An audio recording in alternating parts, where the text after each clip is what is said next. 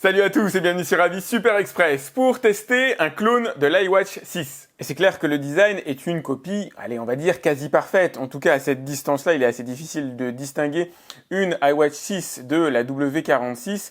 Vous avez le même bracelet, la même manière de venir le mettre, qui ne me plaît pas d'ailleurs particulièrement pour le coup. On a à peu près le même cadran ici, le petit bouton qui est positionné à ce niveau-là.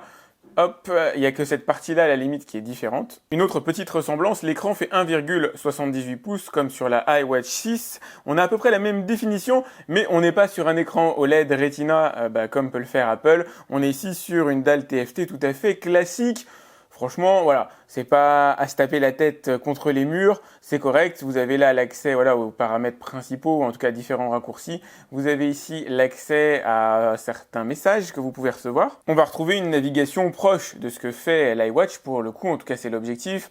Une forme de clonage, c'est pas la première fois qu'on voit ça dans une montre ou dans un système de navigation, avec l'accès ici aux différents paramètres. La langue française à l'intérieur, c'est plutôt bienvenu d'ailleurs. Hop, je reviens. Vous avez accès, les fonctions réveil. Le monitoring cardiaque que vous avez ici, activé, grâce à la petite LED verte que vous avez à ce niveau-là. Les différents sports praticables à ce niveau-là. Alors évidemment, il y en a infiniment moins. La montre est quand même résistante. Alors IP68, bon, je me garderai bien de le tester. Il faut avoir la foi en ce qui est dit sur AliExpress. Je vous montre rapidement les différents sports praticables. Effectivement, c'est pas la même chose qu'une iWatch. Évidemment, fallait pas s'attendre à un miracle à ce niveau-là. Vous avez là le compteur de pas. Bon, moi, j'aime pas trop cette navigation-là. Après, chacun son truc. Voilà, l'analyse du sommeil, 2 heures profond, 5 heures léger. C'est tout à fait raccord avec ce que je peux connaître de mon sommeil, on va dire, habituel. Et puis, vous avez des raccourcis, on va dire, classiques qu'on peut retrouver sur ce genre de smartwatch, entrée de gamme, évidemment. Pour gérer les différentes interactions entre la montre et votre smartphone, vous allez utiliser FitCloud Pro.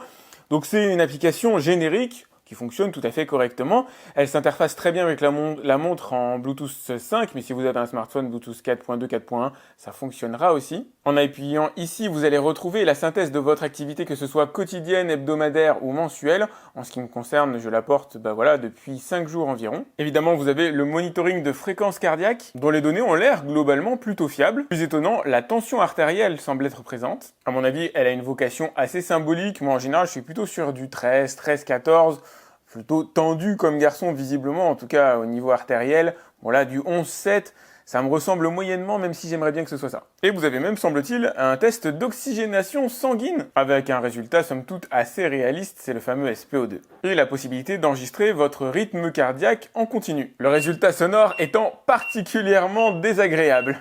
Ce qui est pas mal, c'est qu'en tout petit ici, vous avez un référentiel qui vous permet de voir si votre rythme cardiaque est normal, rapide, lent ou irrégulier. Et puis avec ce bouton, vous allez pouvoir faire un bilan complet. Les paramètres supplémentaires, vous voyez, elle s'appelle Watch 6, je pense que c'est fait exprès.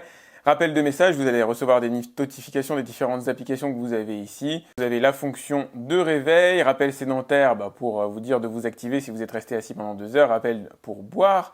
Numérotation. Vous allez pouvoir télécharger des cadrans supplémentaires et ça c'est plutôt cool. Alors ça, même si c'est pas traduit, c'est top et je l'ai pas vu sur toutes les smartwatches, pouvoir désactiver l'allumage de l'écran la nuit pendant que je dors. C'est essentiel. Alors ça c'est louche. Améliorer la mesure, comme si les mesures de base étaient pourries et qu'il y a un bouton pour les améliorer, ma foi, pourquoi pas. Je sais pas si ça change grand chose. Vous allez pouvoir activer le monitoring cardiaque en continu, ce qui dégradera la batterie évidemment, ça c'est logique. Et ça c'est plutôt pas mal aussi, vous allez pouvoir lancer directement la prise de photo à l'aide de la smartwatch. Montre qui est livrée avec un bracelet en métal en prime et un système de recharge sans fil. On est loin du low cost auquel je m'attendais. Si elle en imite très bien le design et pas mal de caractéristiques, évidemment cette W46 n'est pas une iWatch 6. Il n'y a pas la même qualité globale, pas les mêmes fonctionnalités, pas la même fiabilité des mesures, mais elle n'en demeure pas moins très étonnante avec pas mal de fonctions, une application qui a l'air de bien marcher, l'appairage qui fonctionne impeccablement, vous avez 1 semaine d'autonomie avec cette montre, ce qui est tout à fait correct, alors ça va dépendre de la manière dont vous allez l'utiliser, on va dire entre 4 jours et 1 semaine,